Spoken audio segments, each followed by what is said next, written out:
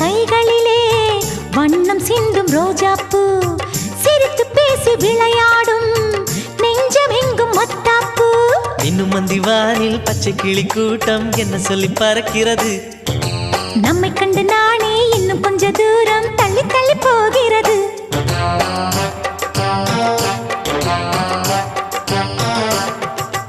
எங்களின் கதை கேட்டு தலையாட்டுது தாமரைப்பூ மயிலே நான்